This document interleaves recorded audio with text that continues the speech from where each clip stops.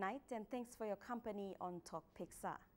Countries of the world are in the race to develop infrastructure, business activities to boost employment rates, to cater for the growing population, to cater for growing business houses, latest technology, motor vehicles, etc. But nothing prepares us for the impacts of natural disasters across the globe.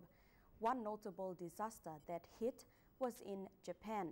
The country, still in reconstruction mode, is now desperately adapting measures to help planet Earth to prevent such disasters from occurring frequently.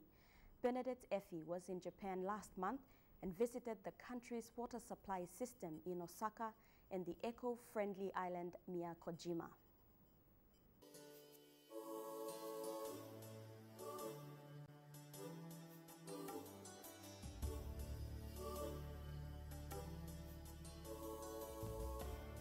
Staying in an eco house, a home built by the city to let the wind pass through and block the sunlight so that its inhabitants can go without air conditioning, offers an introduction to the energy conservation commitment in Miyakojima, an island 300 kilometers southwest of Okinawa's main island.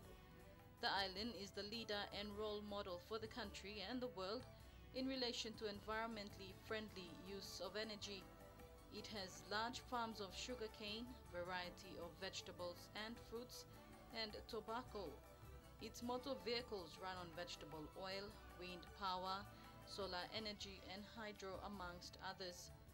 It's all part of an expensive experiment underway on the island, where the entire population of the coral reef-surrounded isle, numbering 55,000 people, is creating a smart community.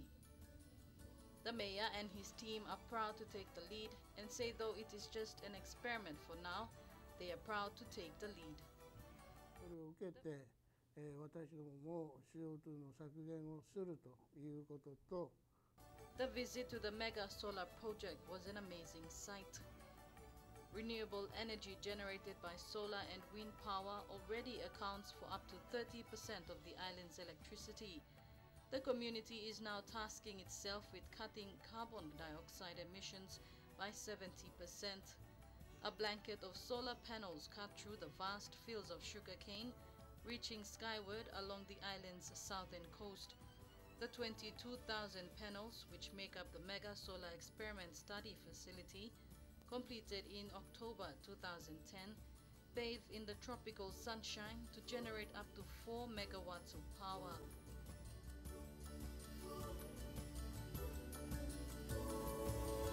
Two giant wind turbines tower over the grounds, and 3 more stand on the northern part of the island.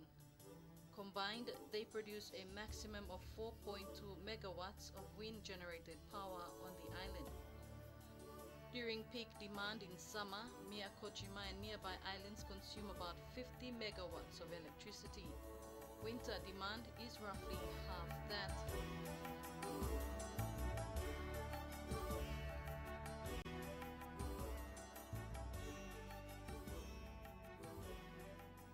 Critics say weather has a major effect on solar and wind power and big risks such as large-scale blackouts. To compensate, the facility has a massive 4 megawatt storage battery system. Environmental awareness is high on the island, which is completely water and energy self-sufficient. In 2008, the city of Miyakojima adopted the Declaration of Eco-Island Miyakojima, which sets the major goal of cutting carbon dioxide emissions in 2030 by 40% compared to 2003 levels and by 70% in 2050.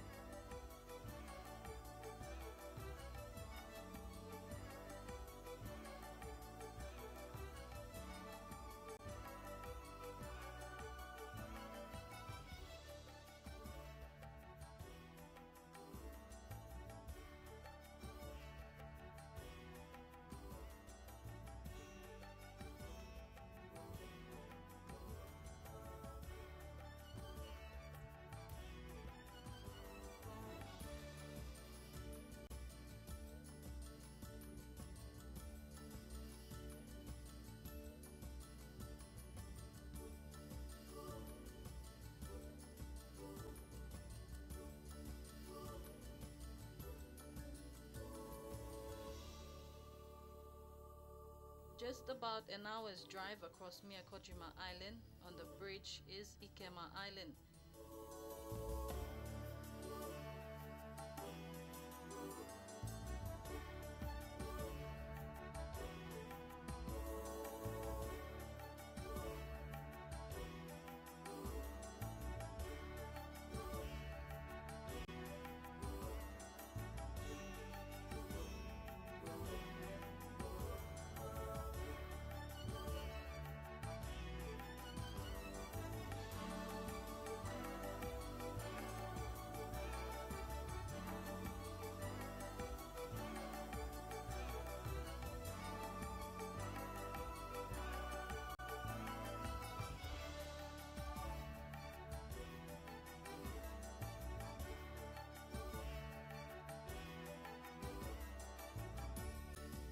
Here, nature and man live in harmony.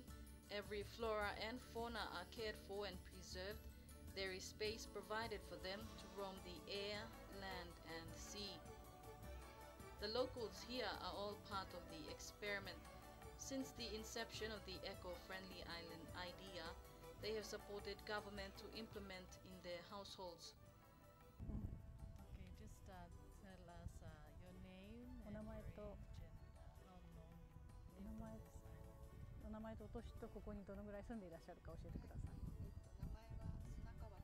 Her name is Tomoko Sunakawa, 48 years old. She's been living here for 27 years. Is this your shop? このお店は中さんのお店ですか？Yes. What do you sell in your shop? 何を売ってらっしゃいますか？ The local products and the restaurant used those local products and a souvenir from this island. What do you think about the eco-friendly island idea? この島のエコフレンドリーの構想についてはどういうふうにお考えになりますか？ It's a little island.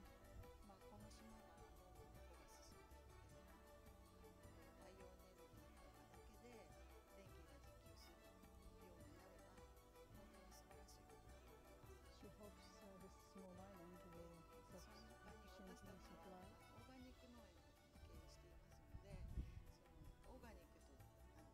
Also, she has an organic farm. So she hopes this eco island idea to connect with organic farming idea to get the better in both ways.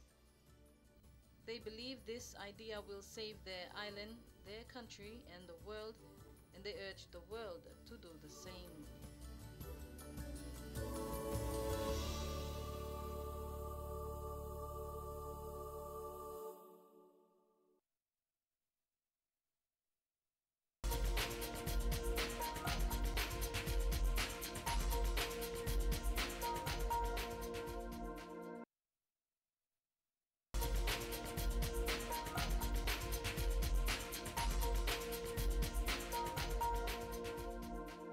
Where there is a vision, the people will prosper.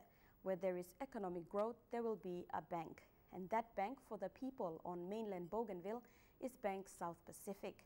Last week saw the official opening of a branch in Arawa, Bougainville's former capital. Arawa town in the pre-conflict era was the capital of Bougainville. Today things are slowly getting back to normal, with a lot of small businesses sprouting up. However, leaders in the area are working towards setting up a proper town plan and for upcoming businesses to go through the proper channels before operating. And with the foreseeable growth in the economy from the agriculture sector, tourism and talks of the mine being reopened, this feeling in the air has sparked the need for a banking service to be made available. And so after months of negotiations between the Bank of South Pacific and stakeholders from central Bougainville, the dream has become a reality after 23 years.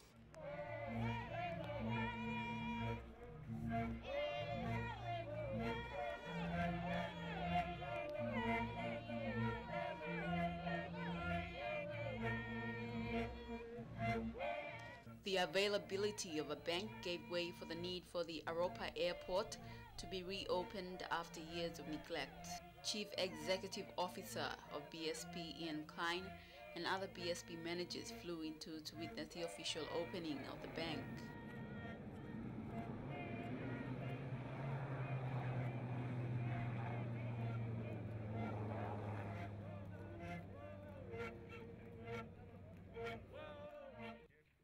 Having a bank in Arawa means the people on mainland Bougainville won't have to make a long and expensive journey to Buka Island to do their banking.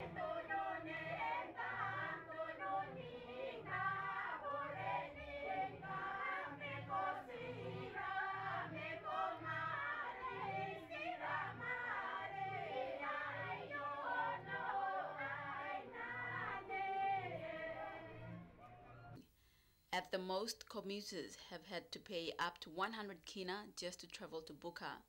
Most of the leaders gave the assurance that the people would look after the bank. From the outset, let me commend the bank for making a bold business decision to come to Arawa and establish an office here, especially when the perception in Papua New Guinea and abroad is that Bougainville is unsafe. Let the bank be assured that Bougainville, let alone Arawa, is safer than what some people out there make. MP for Central Bougainville, Jimmy Mirintoro, spoke on the need for the bank to take into consideration ways to create incentives by serving customers under different categories, depending on their level of income, especially in terms of loan repayment. There should be different types of loans for people with different levels of income, including low-income earners, because it is educational for people to use the banking service available, and at the same time it builds confidence in them to use bank to save, to acquire loans, and use other service provided. I would like banking to make an impact on the lives of our people by looking at ways to serve their customers here and elsewhere in this region better, and also by considering those that I have mentioned here. He was critical about the way BSP charges its fees on personal accounts. He believes the bank can be a bit more user-friendly. CEO Ian Klein listening attentively, and when his turn came to speak, he said, by bringing a bank into the area is a sign of confidence we have in the people, but he gave this caution. Now it's up to you, the people of Bougainville, to decide whether the bank stays in Bougainville. Because if the bank has a problem, the bank will go. The bank will leave, because BSP is a big pillar bank, and we must look after our staff and after our branch. Seeing the enormous potential for business that Bougainville has, he also announced the establishment of rural agencies in Buin and Wakunai. After the official speeches, it was time for a walk to where the bank is located.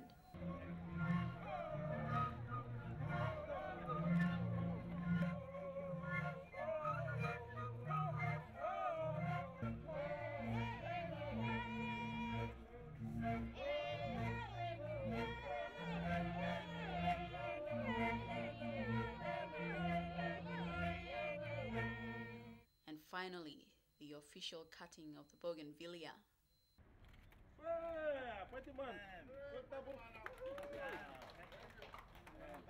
That's bougainvillea. BSP is extremely proud to be opening BSP Arawa. This new branch is the first bank back on Bougainville after 23 years. It was a very important decision that BSP took, but we have confidence in Bougainville that the future here will be very bright, either in the agricultural sector, but in the future perhaps back in mining. Clearly BSP as a Papua New Guinean bank is really the only bank that would take this type of decision. As you see behind us, that is actually two 40-foot containers and two 20-foot containers joined together. It's an investment of over 4 million kina to put a branch into Arawa, and we're very, very proud of BSP's role.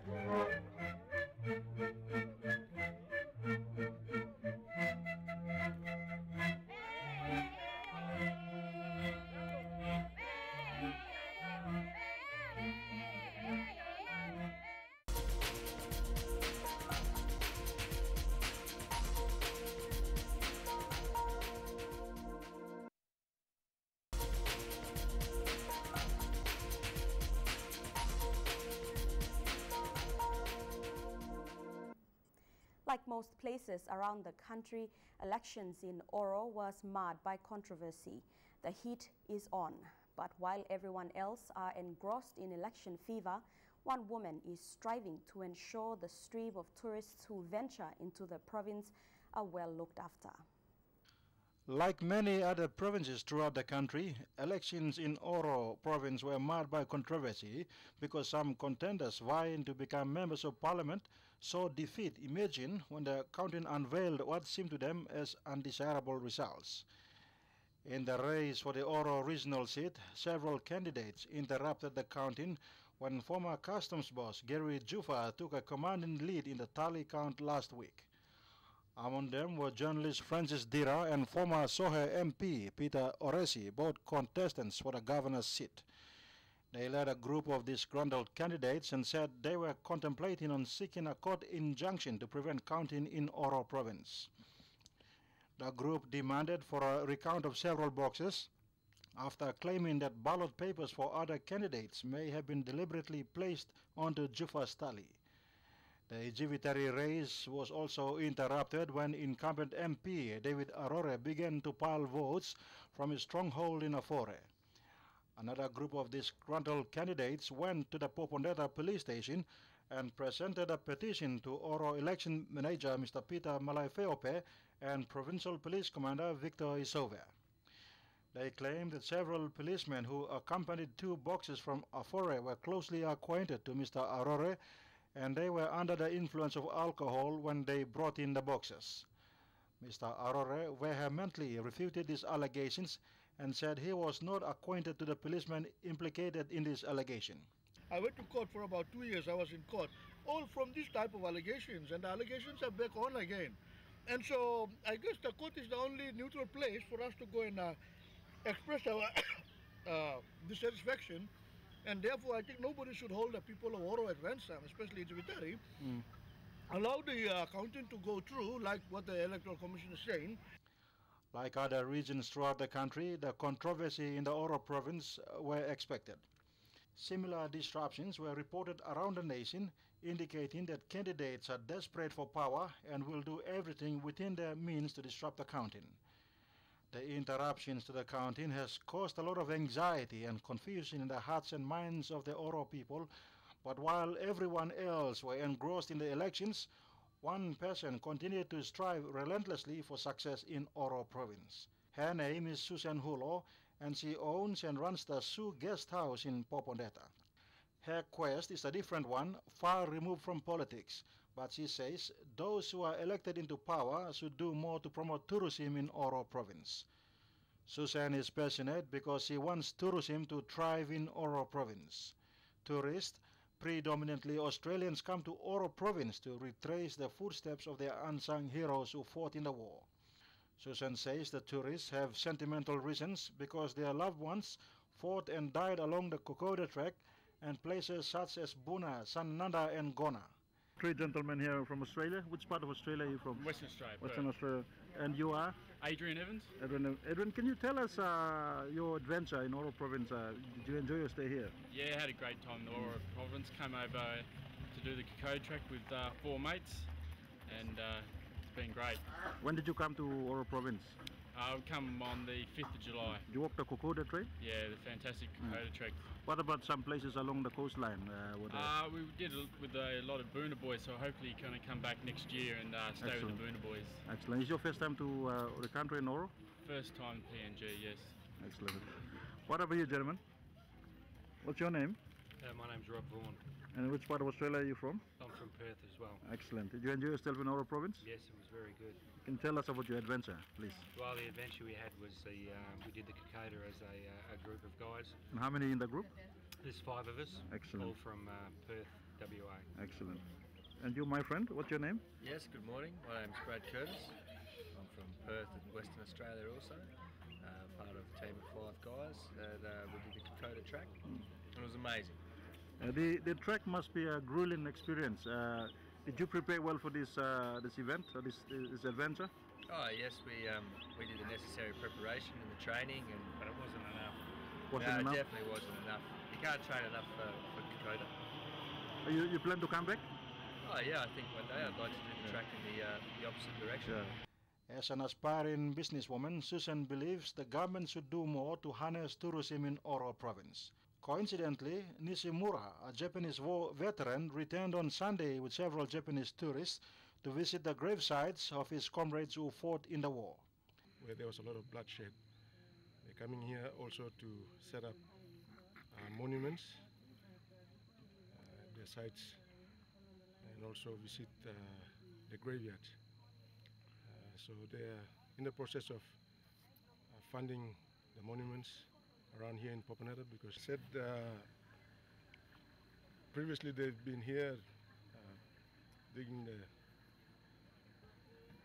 bones of their lost loved ones here. This time around they're coming here to erect monuments. Provincial Executive Council has approved, given its approval in general for the establishment of a promotion tourism board in the province, and that board is newly established, but the composition of the board in terms of membership is yet to be established, and we are waiting for that to be finalized administratively and also to be given its note by the Provincial Executive Council. It was a peculiar moment to see families of some Australian diggers who fought in the Kokoda battle shaking hands with Nishimura at the Girwa airport. Since assuming office, Provincial Police Commander Superintendent Victor Isove said crime-fighting strategies aimed at minimizing crime in Oro were put in place. I think the operation has been very, very successful, although we had difficulties in logistics and all that. But basically what happened was, through intelligence assessment, we have identified a number of risks, and on top of those risks is illegal firearms and ammunition. As the result, we launched pre-election operations to try and reduce the kind of risks in those areas that were posed against the security officials and the polling officials as well as the ordinary people. Crime remains the biggest impediment to socio-economic growth and prosperity, and the provincial government is also trying to address the issue. Acting Deputy Administrator Tako Guai said a tourism board was introduced last year, and the Oro administration will continue to support the concept because they want to promote tourism in the province. The fight for political supremacy has become more vicious, and as always, the election results will be disputed even if winners are declared, but the people of Oro should continue to embrace their blessings. Politicians will come and go, but the memories of those who fought in the battles in Kokoda, Isurava, Buna, Sanananda and Gona will remain like indelible ink in the hearts and minds of their families and loved ones. And that's been Tokpiksa for this week. Thanks for your company as always. Good night.